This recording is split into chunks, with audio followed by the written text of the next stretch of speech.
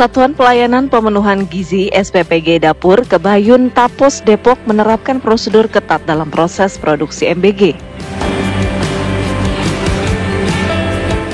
Ada sekitar 250 relawan di SPPG Dapur Kebayun yang memiliki 5 dapur ini. Teknisnya mereka menerapkan 2 shift masak, yakni pada pagi dan untuk siang, sehingga makanan bagi para siswa tetap fresh. Sementara itu, para relawan yang berada di dapur harus menggunakan APD dan menerapkan protokol kesehatan yang ketat. Sementara itu, untuk pemilihan menu, SPPG Dapur Kebayun turut melibatkan ahli gizi dan akuntan untuk menyesuaikan kandungan gizi serta budget sehingga higienitas dan kandungan gizi terjamin. SPPG Dapur Kebayun memiliki 5 dapur yang memproduksi 18.000 porsi MBG yang disalurkan ke sekolah di Kecamatan Tapos. Dari Depok, Jawa Barat, Meli Kasna, TV One mengabarkan.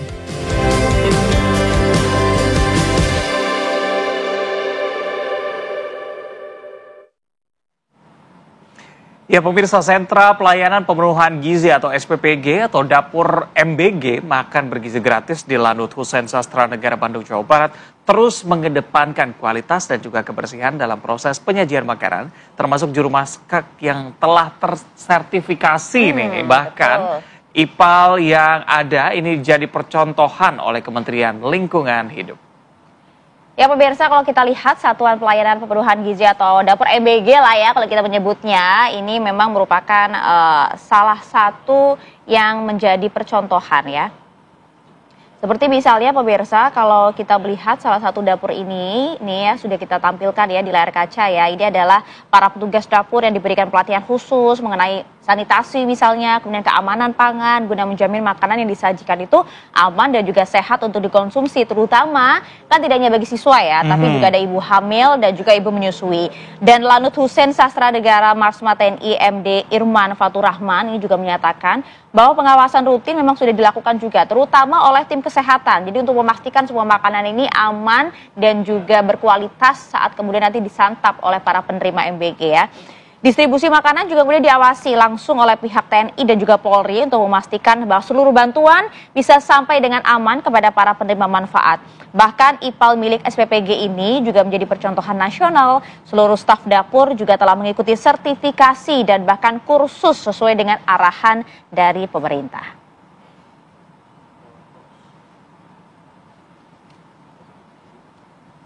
Udah kirim ya.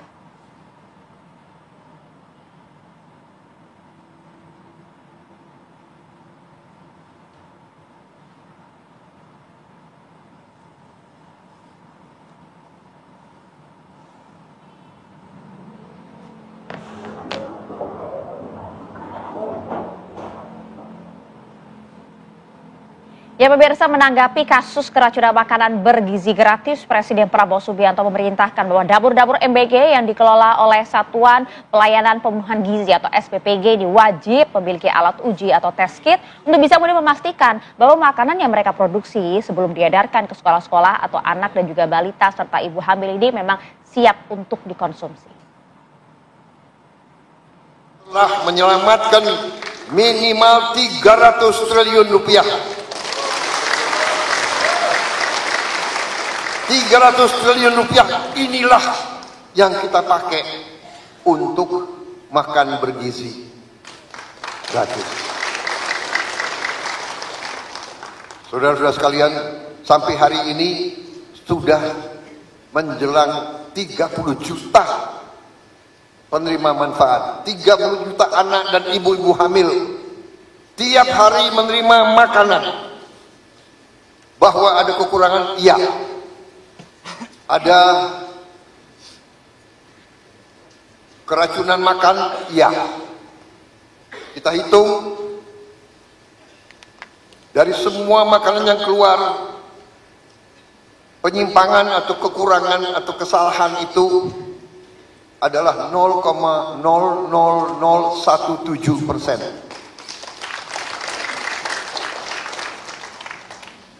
Ini tidak membuat bahwa kita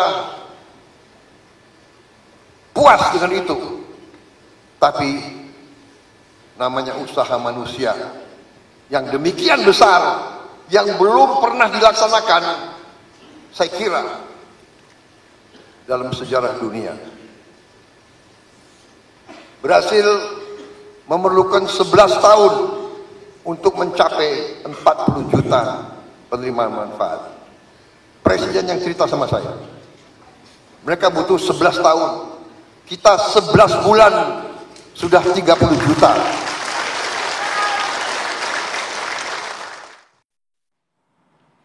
Ya, coba kita ingin bahas ya sebenarnya seperti apa sih kemudian niat mulia dari program MBG ini jangan sampai ternodai begitu ya dengan aksi-aksi dari para dapur MBG memang tidak sesuai SOP. Saat ini kan pengawasan sudah diperketat begitu kan. Betul. Ya, dan juga sebenarnya seperti apa sih makanan yang kemudian akan diberikan kepada para penerima manfaat ini agar sesuai dengan gizinya. Betul, gitu perhitungan loh. gizi sesuai dengan tadi kan kategorinya ada untuk anak-anak, ibu hamil, begitu pasti ibu menyusui pasti beda-beda kandungannya ya. Kita akan bahas nanti. Itu dia, kita akan bahas. Sudah hadir bersama kami di studio saat ini ada Dr. Dian Kusuma Dewi, ini ahli gizi dari Departemen Ilmu Kedokteran Komunitas FKUI. Halo, selamat pagi Dok. Terima kasih sudah hadir. Dr. Dian tidak sendirian ya, karena sudah tersambung juga melalui sambungan Zoom bersama kami ada Ketum PBID, ada Dr. Slamet Budiarto. Selamat pagi Dok.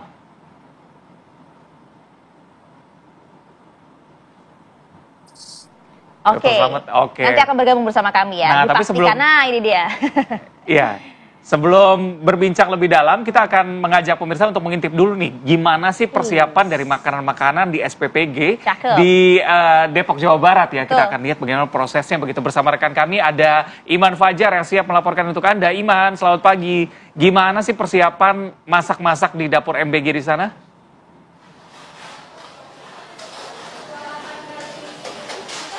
Ya, selamat pagi Reza, Maria, dan juga pemirsa. Saat ini kami berada di SPPG Kebayunan di daerah Kecamatan Tapos, Depok, Jawa Barat. Di mana saat ini, kalau kita lihat pemirsa bagaimana MBG di SPPG ini tengah disiapkan untuk makan anak-anak di sekitar Tapos, Depok, Jawa Barat ini.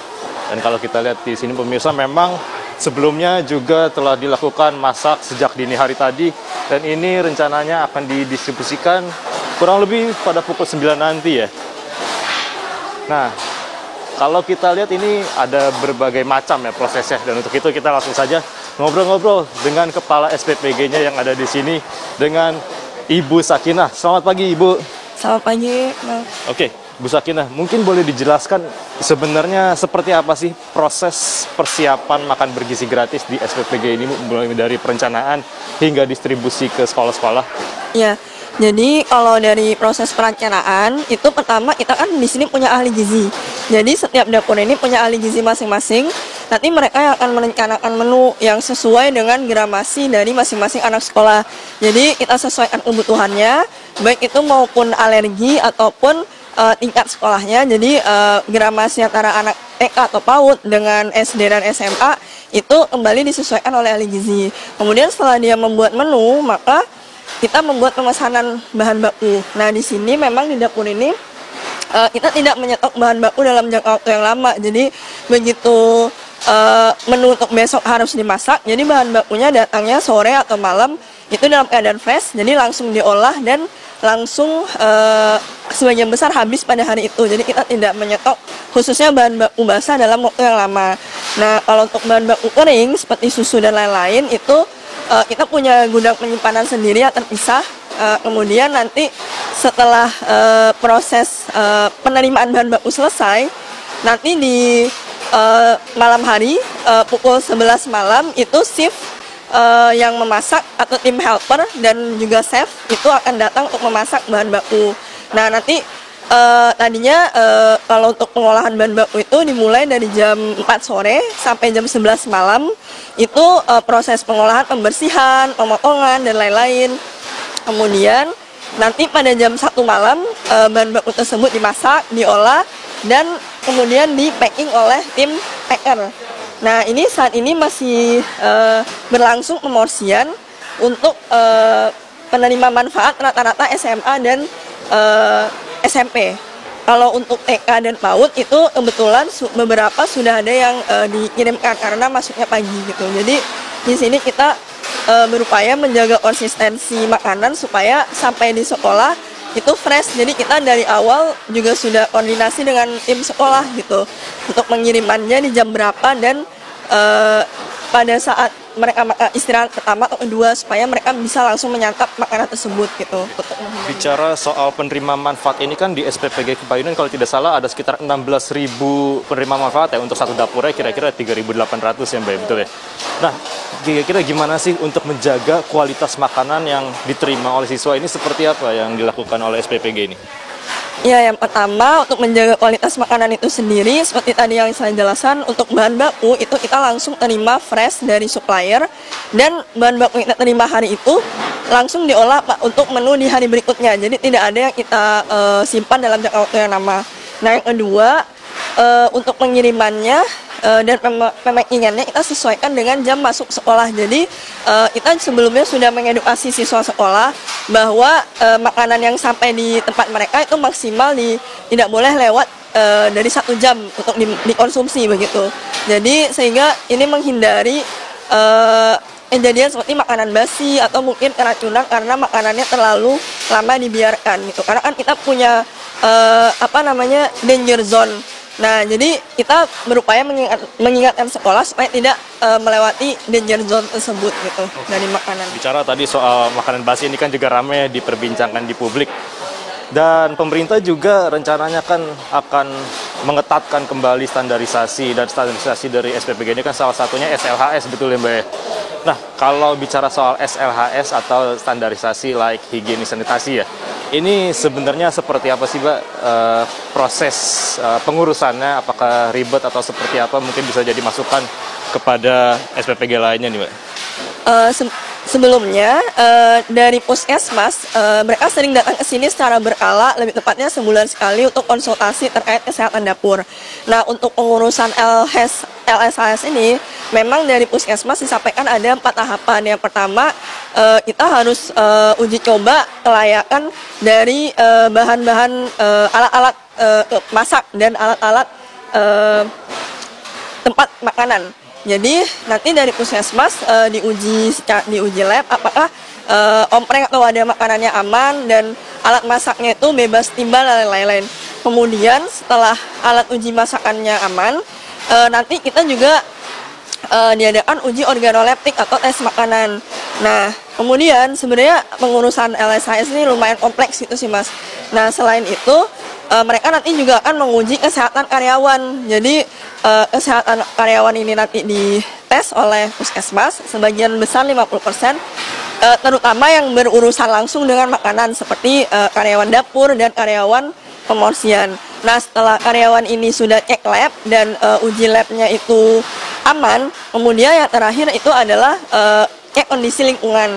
Apakah dekat dengan daerah yang rawan pencemaran atau tidak gitu. Nah, kebetulan dari tempat kami juga sudah bekerja sama dengan Puskesmas terdekat untuk melakukan uji kesehatan berkala dengan karyawan di sini gitu. Mungkin terakhir nih Mbak, untuk masukan kepada SPPG lain. Kalau kita lihat SPPG Kebayunan mungkin bisa dibilang salah satu percontohan ya. Kalau saya lihat ini cukup bersih, rapi. Nah, untuk kedepannya nih untuk SPPG lain di Indonesia agar tidak terjadi hal-hal yang tidak diinginkan, apa nih saran dari Mbak Sakinah untuk SPPG lain di Indonesia? Kalau dari kami, pertama itu kita kan di sini tidak bisa berdiri sendiri. Maksudnya kita harus berkorelasi dengan penduduk setempat, terutama dengan Puskesmas dan Dinas Kesehatan. Jadi di awal kami menjalankan SPPG ini, kami pertama berupaya menjalin kerjasama dulu dengan Dinas Kesehatan dan Puskesmas terkait supaya mereka bisa aware bahwa di sini ada SPPG dan mereka bisa kita ajak kerjasama terutama untuk kesehatan karyawan, dan pun terkait edukasi dan pembelajaran bagi siswa di sekolah terkait menjaga kebersihan dan sanitasi makanan, itu kita bisa kerjasama juga dengan Dinas Kesehatan gitu. Jadi tidak hanya makanan di dapur ini yang kita jaga, tapi kebiasaan siswa di sekolah juga perlu kita perbaiki gitu. Karena memang dari pengalaman kami, meskipun kita sudah berupaya menjaga kebersihan di dapur, kalau misalkan nanti di sekolah siswanya tidak bisa menjaga kebersihan dan tidak bisa memperlakukan makanan ini dengan baik, maka itu yang juga jadi miss untuk kasus keracunan gitu Mas. Mungkin satu lagi nih Mbak, ini kalau kita boleh tahu menu hari ini sebenarnya apa sih? Ya, kalau untuk menu hari ini sebetulnya kan dari berbagai macam dapur tuh beragam. Kebetulan kalau untuk dapur saya sendiri itu menunya ada nasi, chicken popcorn, kemudian buahnya ada strawberry, dan kita juga menyediakan susu bagi ibu hamil dan ibu menyusui. Kemudian juga kita menambahkan, jadi karena memang ada beberapa sekolah yang dia masuk siang, nah ini juga salah satunya, karena memang sekolahnya direnovasi, akhirnya kami memberikan menu kering gitu. Menu keringnya ada bubur sumsum dan ada roti juga, roti tanpa pemanis, pemanis buatan, kemudian dibungkus dalam wadah kering gitu. Oke, Mbak Sakina, terima kasih banyak atas waktunya dan telah mempersilahkan kami main-main ke dapur MBG. Sukses selalu dan selalu semoga lancar ya persiapannya. Terima kasih Mbak. Itu dia pemirsa laporan kami dari SPPG Kebayonan Tapos Depok Jawa Barat. Kita kembali ke studio.